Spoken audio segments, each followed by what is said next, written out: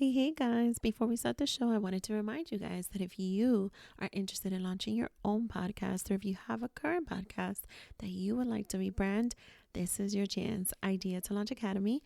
Go to my show description, use my affiliate code. You don't want to miss this chance. The self-paced course is still available. So this is your chance. What are you waiting for? Go to my show description, Idea to Launch Academy.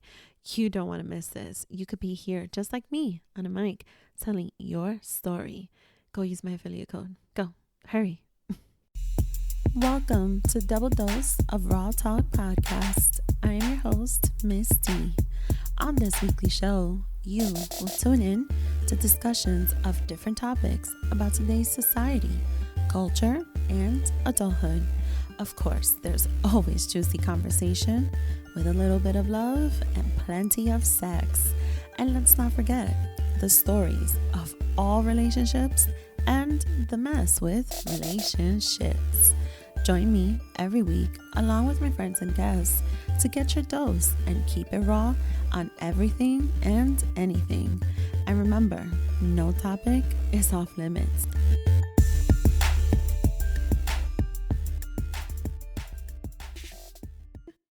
Okay, we're recording. All right, you're comfortable? Comfortable. Comfortable. Yes. Got my wine. Second glass. Second glass of the afternoon. Is this still one for me? That's still one for you. Okay. I should be ashamed of myself. No, I should be ashamed of myself. After my dental cleaning. It's like. Not the dental cleaning. Mm-hmm. All right. So we're going to start. All right, 1, 2, 3. Welcome back, everyone, to another week and another episode on Double Dose of Raw Talk Podcast. I am your host, Miss D, and you guys are tuning in to. Today's going to be a deep topic, deep conversation, relevant to just the city we're in. We're in New York City, so it pays a little homage to just upbringing. Yeah. To the diversity. Yeah. To childhood. And I want to say success. Amen to that. Okay. So that's how we're vibing today. I have here for you guys a guest. In my opinion, this is actually my first time meeting in person. Yes, and you're right. It is because our first call was Zoom. But it felt like I met you in person. But go ahead. You're right. It's the first time. Yes, it was Zoom. I came across a post. So I'm just going to introduce her to you guys. Her name is Crystal. Hi. I'm going to let Crystal say a little bit about herself before we jump into the icebreaker. But I will tell you guys how I came to know of Crystal, how I came across just who she is in a brief caption. It was in the month of May. Yep. Your best friend, Heather. Yes. I happen to know her from high school and we follow each other on social media. Shout out to Heather. Shout out to Clinton. Yeah, shout out to Clinton. Yes, shout out to Clinton. She reposted, and you were doing the MBA walk challenge. Yeah, it was just the graduation walk challenge, and so I switched it up, the hashtag, and I titled it MBA because a lot of the people that were already doing it were just. Which is an amazing accomplishment. We're doing the BA, so bachelor's walk challenge. And I was like, let me give it a little twist. It's the MBA for me. So yes, I did that challenge with a very beautiful song. Okay, and that gospel music, right? The song is beautiful. I love it. Okay, I'm probably gonna tag it in the show description, so you guys could just go listen to it. You went in depth as to your history, who you are. A little brief, yeah. A little brief. Yeah. So I wanted to, before we jump into the icebreaker, I wanted you to just give a little insight on, who you are right now and what that caption was. Of course. Yeah. So my name is Crystal. I'm 33 years old. I was born in Brooklyn, raised in the Bronx. I am the definition of a true BB. Bad Biddie. No, Bronx and Brooklyn. And I grew up here living in the Bronx since the 4th grade. Went to high school at HOP, Health Opportunities. Went to middle school 144. So I really had that uptown, downtown of the South Bronx and uptown Bronx experience. So I hustled hard like many people from our area hustles. I did really well in high school. I went to Columbia, graduated in 2009 with a bachelor's in psychology. Then I took some time off. I was debating to go to medical school. I did my MBA, and now we're revisiting that pathway again. But yes, so that's my current educational background. I'm currently a project manager at NYU Langone in the city. I used to work last year in Brooklyn campus up until this year, August. Now I switched to the Manhattan campus as a project manager. So I come from, biologically, I have 11 siblings, a family of 12. And I was recently in a little makeshift adoption. Found my little Ohana. So I found my family at the age of 24. We really kind of like solidified things, like we're family, like we're going to call each other family. But I've known them since college. So but I finally, like, we solidified things recently. So and that's been a beautiful experience. So that's a little brief background. So yes, that is Crystal's background. The reason why I bring Crystal on the show today, and we're going to jump into the icebreaker, but she did mention about finding her Ohana, is because there is an extensive background to why that is so relevant and so important to you. And there is a little piece of information to why it's so relevant and important to me. Okay. And so here's what the icebreaker is going to be. So I am going to begin with a specific number. Okay, so I'm going to give you just a number between 1 and 20. Okay. And then you're going to tell me what is the first thing that comes to mind when I say that number. And if you wanted to know of me, I will share in this platform. My guests are totally allowed to challenge the host. Okay. I do allow that. But it could be anything at all. Okay. So we're going to throw numbers out back to back. Yeah. So like you'll go, I'll go. Yeah. Back so and I forth, could say 5 and you could say 5. Like not the number. I mean like 5 different numbers. So remember from 1 through 20. Okay. So I'll start. 12. Oh my gosh. So, okay, I have 2 immediate thoughts. Okay. 12 was when my sister took me to the Ringling Brothers, that 12th birthday. That was my first experience. And then 12 is the day of my day of birth. Oh. Yeah. So I was like, oh my God, like that's I'm a great. witch. So like 12 is like, you know, has that little sentimental value. Yeah. All right. For you, I'll say 10. 10. Oh, shit. 10, I know. 10 was actually the age where I felt really pressured into growing up, and I'll tell you why.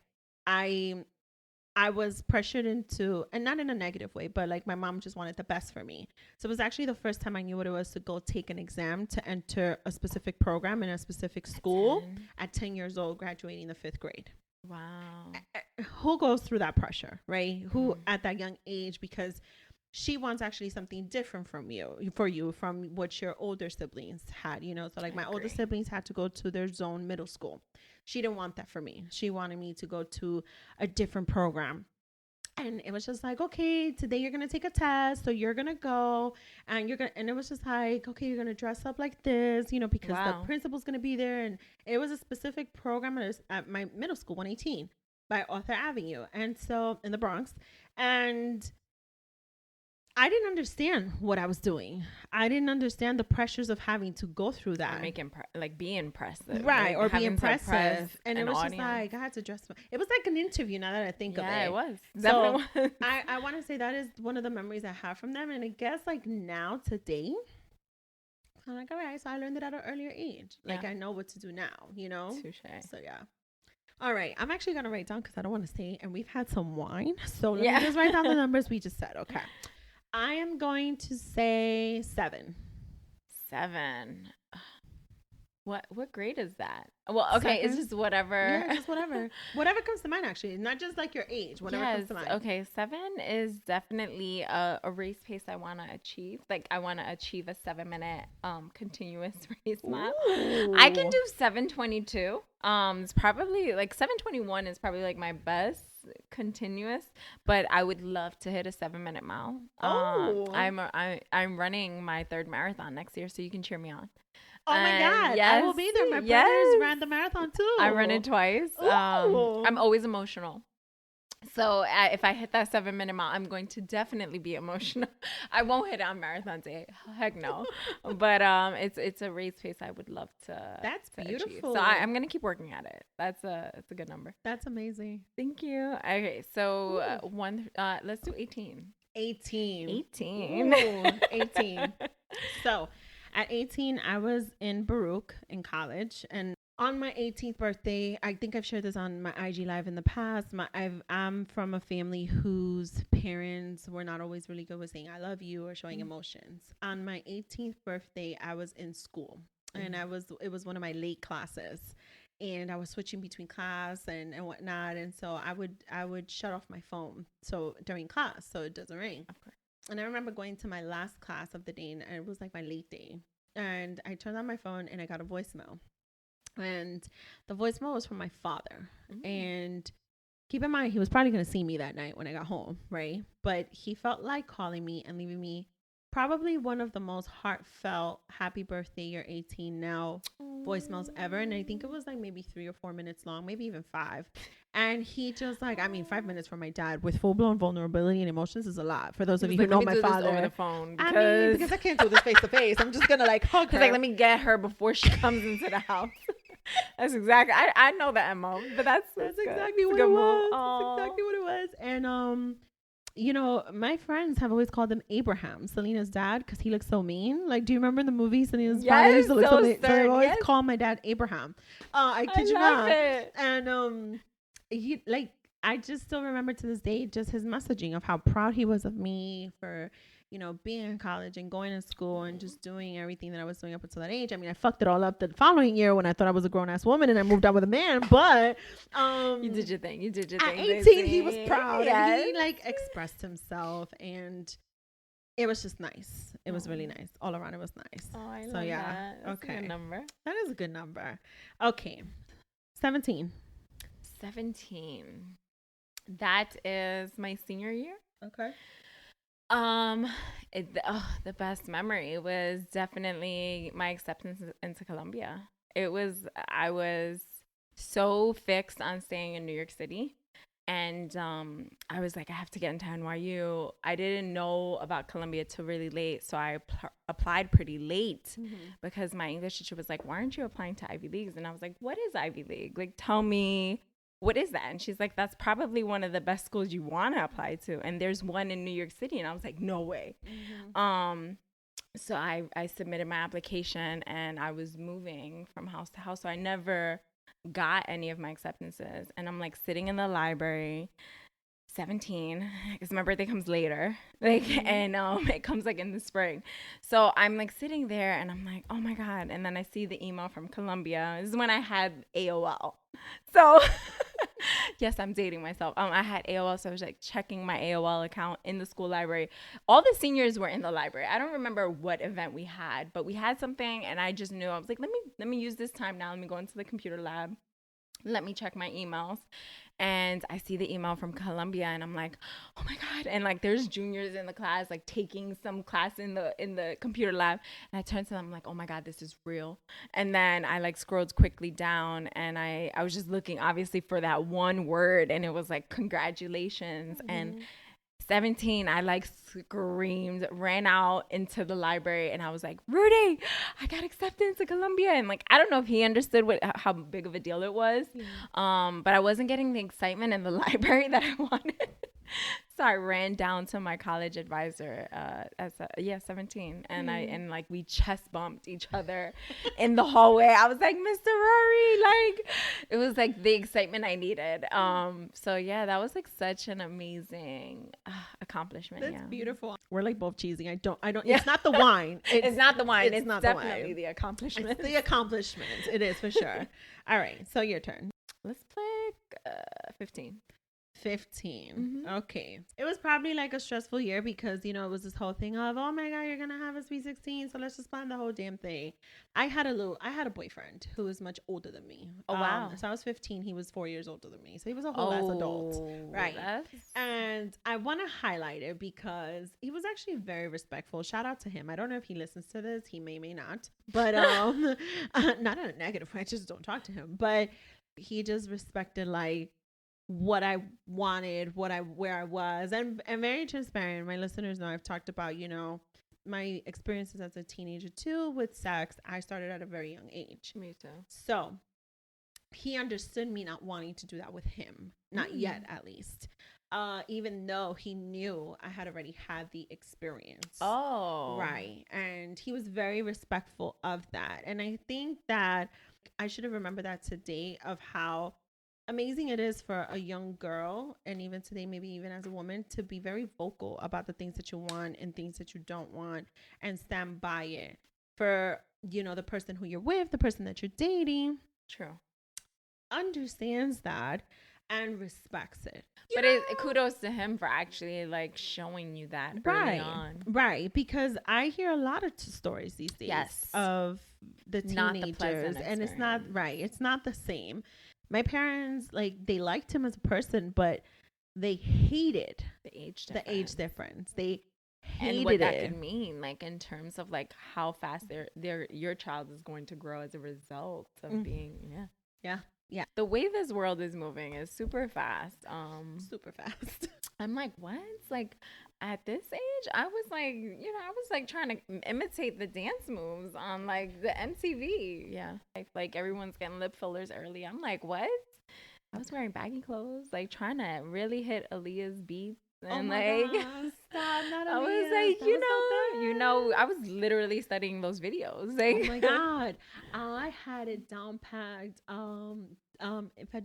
If at first you don't succeed, oh my God, the leather lace up pants, girl. You used to just stand there dancing, dusting off your shoulder. I was like, I'm Aaliyah. I'm gonna be Aaliyah. I'm gonna be Aaliyah. And listen, I've always been a little meaty girl, but I didn't give a shit. I had my hair just like I do now. I had more hair, but I had it this way. Me is nothing, girl. That's more like rhythm for you. Yes, if anything. Yes. Did you see the model who did? She did the whole Beyonce homage. Yes. I was like, slayed it. Yes. And I was like, shout out to the plus size models. Like, y'all killing it. Like, she hit every beat. I was like, yo. Everything. I be dancing. Sleep. I be like, good. I be swearing I could sing, and I sometimes sing in some of my episodes. Stick to dancing. The next number we're going to tackle, I am going to say 5. 5. Oh my. So I thought you would pick 5, like in this whole run. I was like, I hope she picks 5. 5 is my favorite number. Ooh. I was like, I don't know why. It's like the curvy, and then it's like a little boxy. It's a little femme mass. You don't even know what gender is 5. But 5 is my favorite number. Yes, that's what comes to mind, because it's like I'm in between, like, I can balance both of those energies really. And I'm like, maybe I want 5 kids. Who knows? Okay. I gotta start yesterday, but Okay. I mean, listen. Sometimes once you start and they go back to back, maybe I could spit them out like my mom. I mean, and I'm not gonna jinx you either. There might be twins in there. Girl. Hey, will it? Your ear, from your mouth to God's ears. Let it be. If anybody knows me, and I don't know if I've ever shared this with my audience, but I've will things into the universe. I mean, listen. Shay, Daisy's mouth. Listen. I be having full blown conversations with myself here sometimes, but hold on. I wanted big boobs once. Oh, and you got them. Look at them. And so my sister's best friend told me talk to them, because my sister and her best friends always had big boobs, and they used to change. My ovaries. So. Fuck it. Like, talk to my ovaries. I'm gonna talk to the right and the left one every day. Like, yo, you about together. This? Yes. The next one is the one. Like, both of y'all about to get it. Like, not just one. The both. Honestly. Hey. Like, I mean, and you know what? The universe is like telling me, Daisy, you've been having a hard time. I'm gonna send you the right people to have conversation with. So it happened so perfect. But like in the essence of manifestation, right? Why the fuck not? Like if I could talk to my titties and they grew in, after I had a full-blown conversation with them, might as well Talk to my ovaries too. every year. Girl, amen. I'm about to. I be saying, like, if I'm going to do this. I really am. I want another baby, right? Ooh. Not right now. I'm just saying, I want another baby. Let me be careful with my words. She's like, ooh, she was about to throw manifestation in there. You had to see Crystal's face. She's like, not right now. She was like, ooh, and I'm like, not right now. Pause the vibes. Pause the manifesting right now. We're gonna manifest it, but like in 3-5 years. I am not opposed to the idea that maybe my partner then who I meet, or maybe now he's like showing up in like 3 to 5 days. Who knows, right? Who knows? Could be right as soon as we walk out the door. He might just want more than one child. And so at that point it's like universal powers and Jesus. Do I really want 2 more pregnancies, or am I just willing to have 2 more children? Because then for that, just give me 2 for 1. That's it. 2 for 1 day. I'm always with that. Like, yo, I heard about them pregnancies, so I don't know. I mean, they look tough. Don't get me wrong. My friend just scared me on my trip to DR. She was just explaining everything, and I was like, damn, like, the way she described it, I was like, I don't even know. And then I had a whole conversation with my ex-suegra last night, and she was like, the pain was worse than pregnancy. I was like, what? What are you describing to me? Like, I'm willing this into my universe. You're just like tampering it. No, but she's a tampering. No, I'm kidding. Fact, for real though, Marcus was actually my son. He was a twin. I didn't know. I had no idea. I gave birth to him, and when he came out with the what's that, umbilical cord, I wanted to do the cord blood thing. Yeah. And when he came out, there was like a mass attached to the umbilical cord. And so we work in healthcare right now, and I was going to enter healthcare at that time. You see a mass, the first thing you think it's a tumor. So I remember seeing that. I was like, oh my God, it's a tumor. Like myself and his father, we just like looked at the fucking thing and we're just like freaking out. And then after like everything settled and I was cleaned up, whatever, you know, and I got my whole free cosmetic rejuvenating surgery to my vagina because he like killed me entirely. They made me sign papers to test the mass that came out, which was necessary at that point because everybody got scared. We thought it was a tumor. When I signed the paper, 2 days later, they came back. I was discharged, I believe, at day 3. Mm-hmm. And they told me that it was not a tumor. But, you know, here's the thing, Mom. We found some bones and arteries. So it looks like it was a baby that never formed. Oh, wow. You know, it didn't affect him in like a bad way. Okay. It was just supposed to have formed. And I thought maybe like something was wrong with me. I went through other tests, other studies afterwards. I think I was getting checkups like every 3 months for like a full year. Wow. I was fine. Marcus was perfectly fine.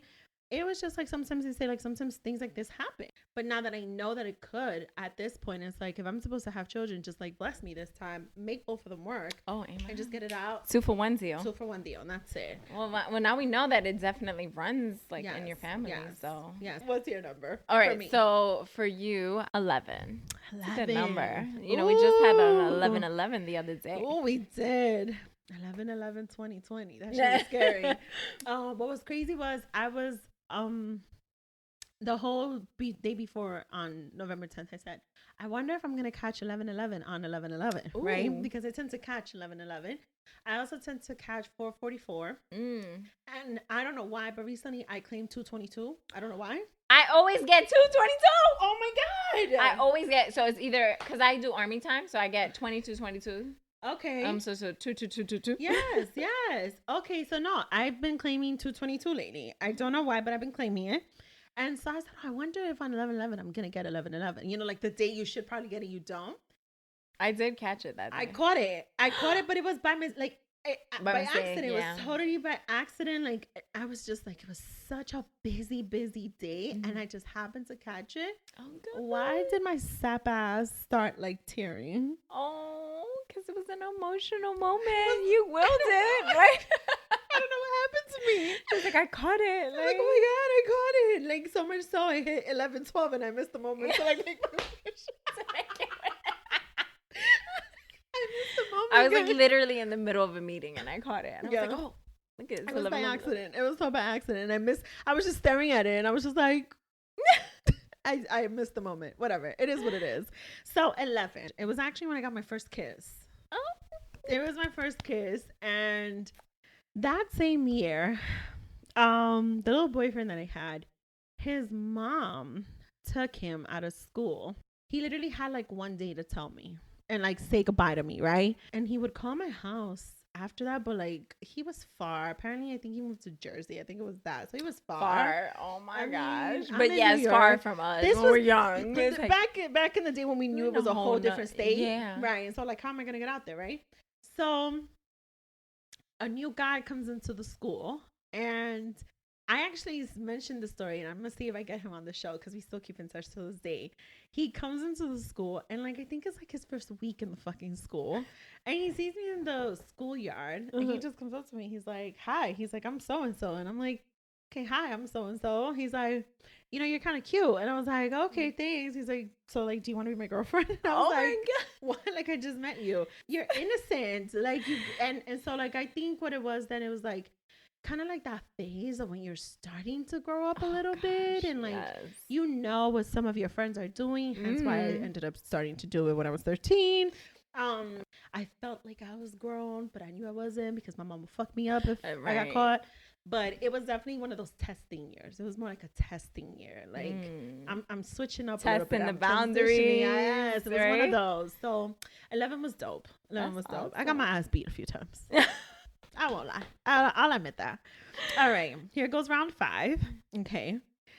I am going to go with number 13.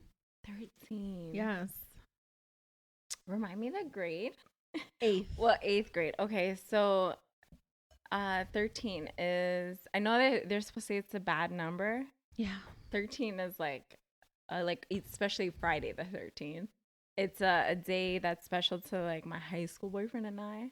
So like it's always brings me good memories. Like 13 is like that special place, and like he reps 13 too. So it's like we still have that. It's high school love, high school sweetheart. So yeah, 13 is that for me.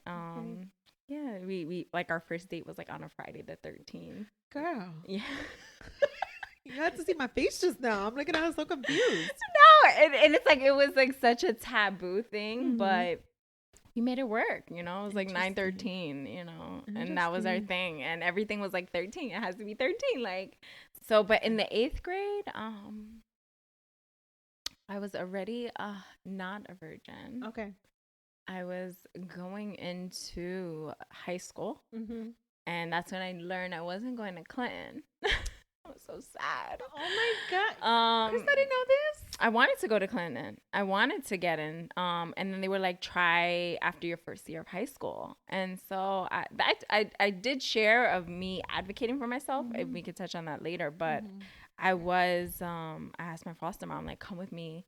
So I need to get into Clinton. But it was the year that I learned that I wasn't going to the high school I wanted to go to.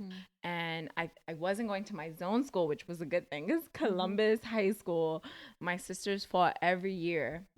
I mean, I fought all the time in my high school, but it was like I was going to fight more in Columbus. Okay. So Yeah. I was like, well, I'm going to HOP. That's right off the highway in like South Bronx, like next to Hostos. I was like, I think I have better chances over there. Yeah, so that was 8th grade. It was cool. Last round. Let me pick a good number. So these were your numbers, and these were mine. Let's pick 17. 17. Oh shit. 17 is actually, I started college at 17. So it was like really, like I had already been traveling on buses by myself. I have been working since I was 13. Amen. So, but I think it was like really learning at this point just how to have like that level of responsibility and just like, okay, time to grow up type of shit. And it was like really learning that nobody's really checking for you to see if you did your homework. Nobody's really checking for you to see. There's no parent-teacher conference now. There's none of that bullshit. So it's like you really have to learn how to grow the fuck up. And I think that's definitely what I learned the most at the age of 17 is the growing up All right. Well, this was fun. That was This little fun. icebreaker. I wanted to try something new. And, with this icebreaker itself, you definitely mentioned a few times, fighting throughout the years or foster care, things like that, or going from home to home. And that's essentially what this episode is going to be about. So we're going to start into the segment of As Raw as It Gets, right? And this is a segment where we discuss news, controversies, culture, shit, social media, sex, love, relationships, and relationships. I caught it by surprise. No topic is off limits from host to guest or vice versa. Okay. And so I'm titling this one Steps to the NBA Walk Challenge. And I did a hashtag before that one. And so going back to this post and this video, it was on May 15th that you posted it. Okay. And with you just some real fire ass old school moves. And I was like, oh, Crystal.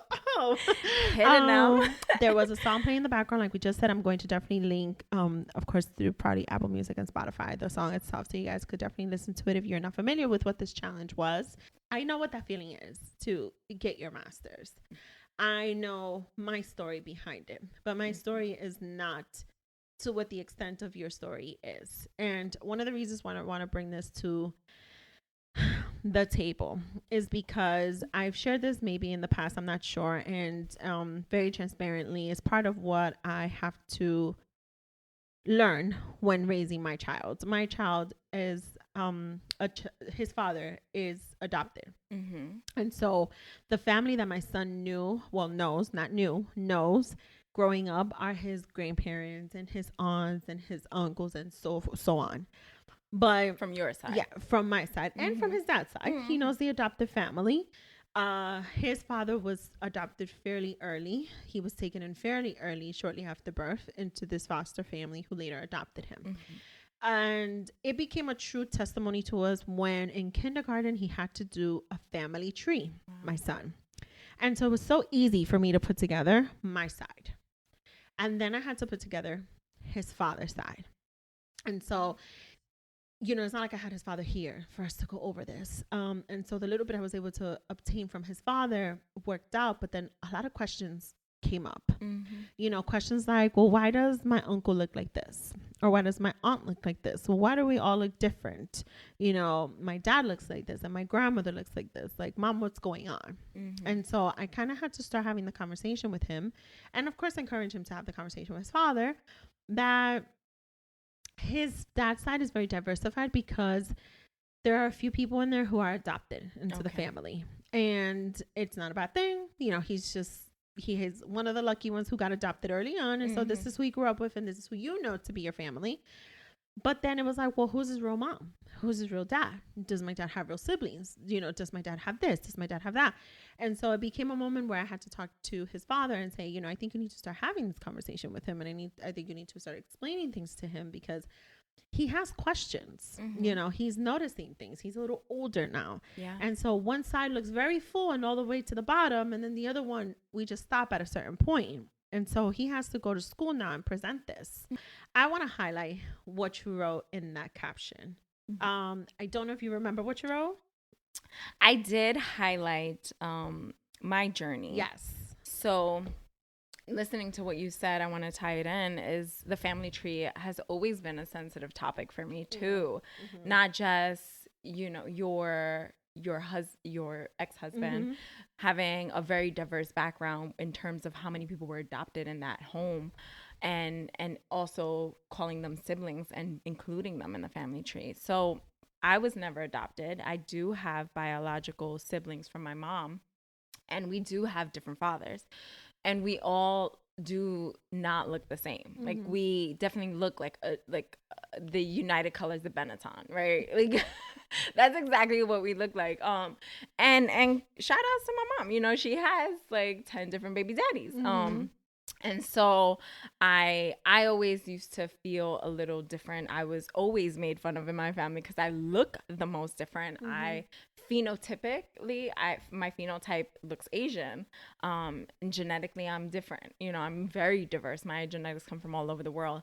But it's a sensitive topic, the family tree. And I did highlight on that topic and in my caption was my progression, like where I started.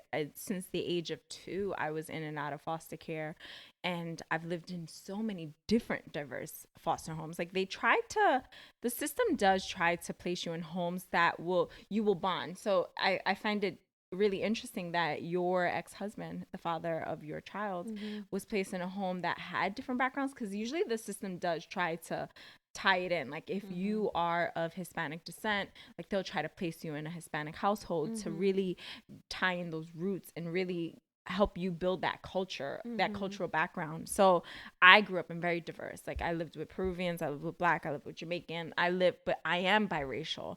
So it really helped me.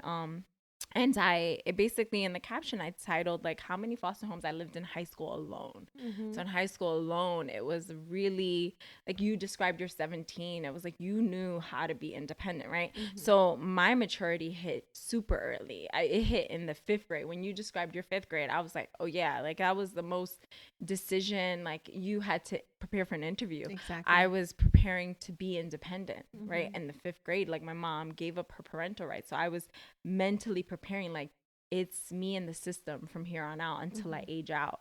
So that in high school alone, I was already this independent, mature woman, and I didn't want to bond with anyone. Like I didn't, I think it is a blessing that your ex-husband found a home. I wasn't so into bonding with foster families. I was just like, the government is paying your room and board. Like let me work as I'm working. Let me get the good grades. Tell me what chores I have, but we don't have to speak. Like it doesn't have to be fake. Like that was my whole thing. It was like, this is fake. Like you're in it for a check. Probably you're in it to meet financial ends, whatever it is you need to tie up.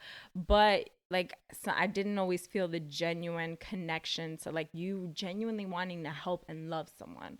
So for me, I lived in like over 10 foster families in homes. I moved from the start of 9th grade to the end of 12th grade. And so I did highlight that in that NBA walk challenge. Like, yeah, like, it's so much in our history, and it's time to speak up, because like Michelle Obama, I had read Becoming, and it's like, and she had spoken so much in so many forums about owning your story and really like sharing it, because you just don't know who can relate, who can't relate, or who needs that exposure or awareness to whatever topic you're talking about. So I definitely highlighted that diverse background, as you say, in that caption. Yeah. Which just so you guys know, when this episode drops, I will be like sharing that post in my IG story, because I want my listeners and my followers to see exactly what it is that I'm talking about. When I read the caption, I just felt so much sense of victory. I felt so much sense of, and mind you, it's not even my story. It's not my story, right? And essentially, if by now you guys haven't picked up on it, this is exactly why I did the icebreaker this way, right? Because here we have 2 women in healthcare, very successful. Both of us have our masters. Both of us have such different backgrounds, different stories. Yet, that's not the case. But still, so many that we could say, oh, like I sort of kind of know what that's like, but not really. There's still a difference. And funny enough, you're quoting Michelle Obama in episode 37. By now, my listeners would have heard it. She was actually one of the 4 women I quote during the icebreaker. And, the piece of owning your story, everyone does have that story. And what I love so much about this challenge, and what I love so much about your caption, is that in the amount of space you had to just give a little taste of who you are, exactly. You just gave so much background, and you gave so much insight on something that maybe a lot of us don't realize. A lot of us don't, and we talked about this when we met through Zoom, and it put a lot into perspective for me. I remember growing up and being, growing up public schools, New York City. Okay. Yes. I remember like certain kids in the classroom being very quiet. I remember certain kids, being very protective of their stuff. Yes. I remember certain kids like with certain behaviors that maybe at some point, like as a kid, you're like, oh, that's so weird. Because the way I grew up, it was most likely different from the way the other child was growing up, right? And I had no idea. What they're going through. No idea what that other kid, my classmate, was going through. And I'm not going to say no names again, because I actually happen to have some followers who I know since elementary school. Mm-hmm. So I don't want to put any names out there just in case they didn't see the same thing I did or anything like that. But I put a lot into perspective for me. Mm-hmm. And so today, right, where we are today, we are finishing up degrees remote, online. Remotely. Okay. And having a teenager now who is remote learning, who, you know, he is lucky enough to have access to a computer all day, to have access to Wi-Fi, to still have his uniform ready for him, to still have food right there ready. One day we were talking, and he said, "Oh, you know, Mom," I said, "You know, are all the kids coming to class? Are all the kids in school or on Zoom? Like, what's going on?"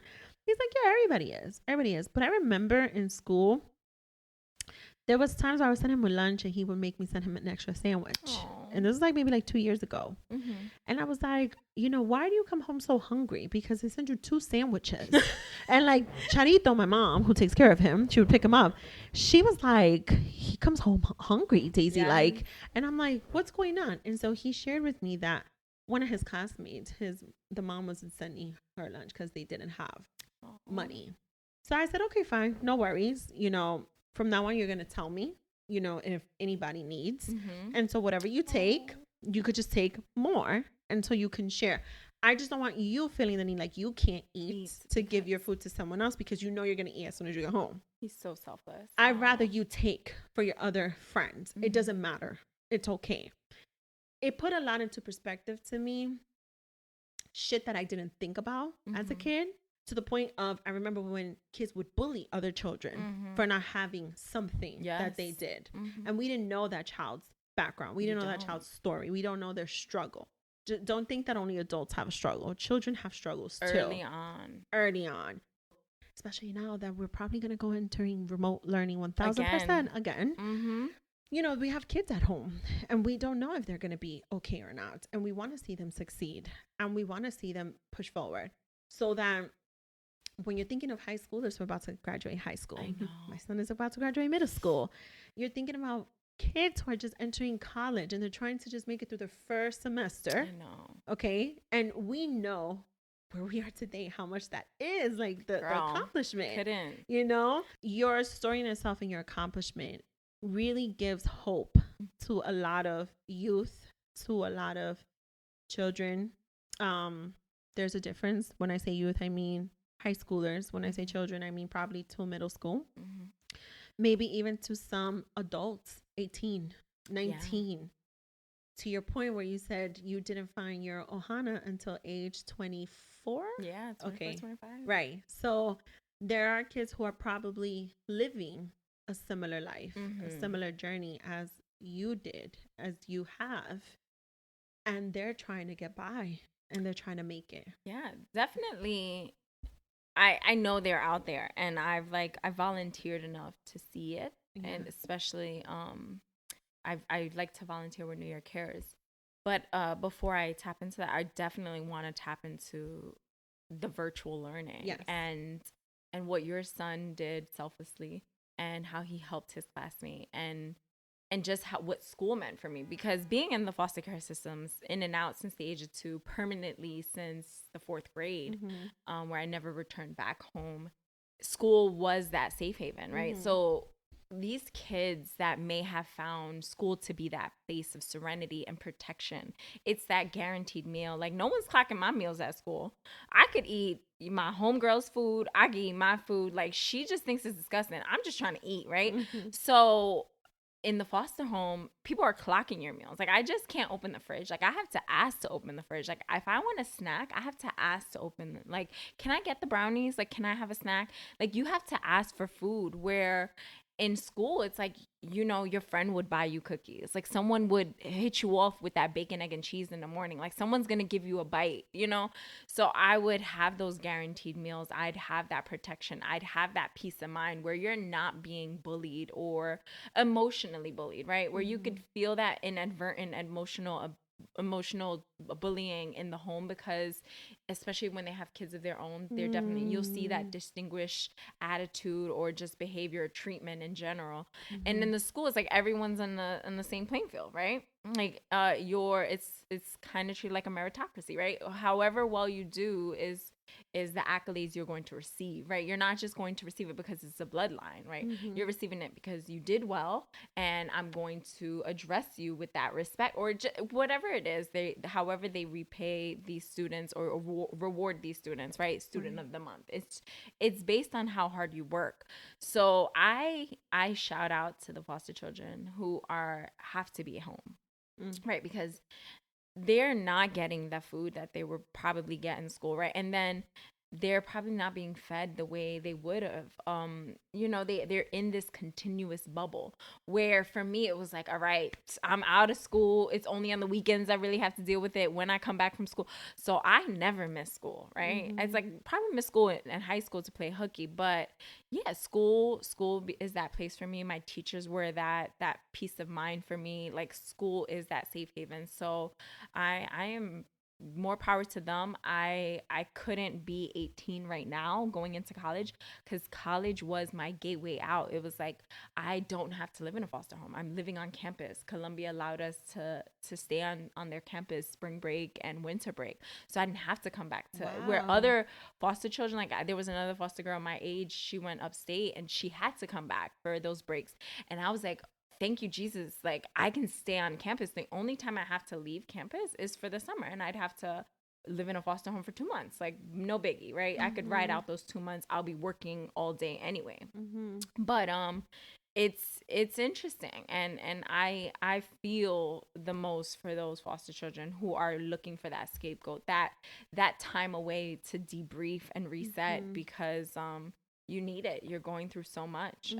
And so, but yeah, so that's with the virtual learning. The bullying, I definitely wanted to tap into the bullying too, because people are like, I had friends ask me recently, like, why are you so obsessed with brand names? Like, you love your brands. And I do love, but I work hard. I buy everything my own. I've been buying it for myself since. But people question you? Yes, like, why do you love? I'm like, because I love the finer things in life. Like, what are you talking about? You don't like them? Like, I treat myself good. I treat myself the way I want other people to treat me. So yeah, people ask, and like, I was definitely bullied, and you don't know what people are going through. You see those quiet students, and I was very introvert. I had this like stone face. I wasn't as smiley. I had all these teeth hidden behind like the meanest grill ever. And then I grew up on Pembroke, and I was surrounded around like kids who had families who were so happy and so playful. And they were like, why are you like, fix your face? Like, they would tell, like, Heather was so bubbly, I was just like, yo, bubbly. Ain't nobody got time to smile right now, right? So it's like, you don't want to smile. But I definitely owe it to the kids of Pembroke Avenue for bringing out the smile, right? Like, I had reasons to smile because I didn't before, and I was so serious, and I was ready on like guard. I was on that, the sympathetic nervous system was revved up. I was like ready at any time, and people were like, relax, Crystal, relax, like have some fun, and like, now I'm more of that bubbly person. I'm open, but I peep everything, right? I'm still very hyper vigilant. So yeah, I was that student, that very quiet, like, you don't know what's going on. And then I eventually started evolving and growing. And in the 6th grade is when I started being fun and bubbly and like smiling and dancing and looking forward to like just school and friends. And I feel like that's the age where you really start making connections, right? Yes. And that is the age. So like 2 years ago, he was 11. He was in the 6th grade. And that's exactly where these topics of conversation started coming up of, my friend doesn't bring lunch, Ma. And it's none of my business. I always tell him, it's none of your business to ask the why. If your friend is just telling you, then let's just work with it. And that's it. Let's not question anything, because you don't know if they feel comfortable to tell you yet. Right? You don't know if they feel comfortable to just share. You have to wait until they do. And whatever it is that they share with you, you have to just take it, and we got to just roll with it. That's it. Because I want him to also have the concept of the respect. To your point, a lot of the time they're introverted, right? So if they're letting you in, you have to appreciate that. That means there's trust. That means that they're letting you into something that's going on that is not necessarily bad. It's just the situation that they're in. And the shame that comes with it. You know, Brené Brown is an amazing author who talks about shame and guilt. And I love all her books. And kids don't realize, like, we in the system aren't taught to understand these emotions. Like, the way you're teaching your son to hold space for these tough emotional conversations, right? These vulnerable aspects of kids' lives, like that many people aren't like let into. And we're so guarded as young kids, and we're not taught to be emotionally intelligent, and you're raising your child to be that way. There's so much shame tied to our experience. Like, we don't realize it. Like, I didn't realize. I was like so ashamed of my mom's story. I was so ashamed of me being in this situation. So no one knew my situation. Like, I was like, when my foster mom would come, I'd be like, that's my grandmother. Like, it was this like really pale Peruvian woman. I'd be like, that's my grandmother. And I would like beg them, like, you don't have to go to parent teacher conference. It's okay. Like, I'm a great student. Like, you don't need to come. Like, I was specifically on the principal's list, so you don't have to come to school. Like, I don't want anybody seeing who's walking in. I would let them walk ahead of me. Like, I was so ashamed. And it is the hardest, like, feeling, because like, and then imagine kids are turning on their camera, now you're seeing their homes, right? People in the background, I still don't know how to blur the background on my Zoom settings. Me neither. I'm like, I don't know how to do it. And like, kids, I don't know if they know how to do it yet. So it's really a tough time. And I applaud you for telling your son, like, when someone gives you that information, it's very privy information. No one knew my situation. My high school boyfriend knew, my closest friend and his best friend. Like, no one knew until like graduation day of high school, where I was speaking at the top, and like, I couldn't even say my speech because I bawled, because it was something I didn't talk about. So when I did talk about it, the flood of emotions comes out, and like, I learned, like, I have to speak about it more often, because when I don't speak about it, and that's what therapy taught me, when I didn't speak about it, I became so emotional. So you know, kids don't speak about it. You're not identifying the emotions. And my therapist used to tell me, she's like, Crystal, every emotion is anger. And I'm like, yeah, that's what it feels like. It's anger. She's like, she gave me an emotional wheel. She's like, there's so many other emotions. Like, use them and identify these emotions. And I was like, wow, because everything was like angry. I'm angry. I'm from 0 to 100. Like, I'm angry. And it was super helpful to have that years later. I wish I had it early. And I wish for the kids to have that. They need that. They need, even like friends and families, like what you're doing for the friend, giving an extra sandwich. Like, I had teachers who were so in tune with the emotional well-being of their children. Like, I told you, I shared with you, a teacher bought me Thank you guys for tuning in to episode 38, part 1, with my very amazing guest, Crystal, Bad Biddie, Ivy League Brands, and Ohana Gem. Make sure you guys come back to part 2 so you could finish listening to her amazing, inspiring story. Talk to you guys soon.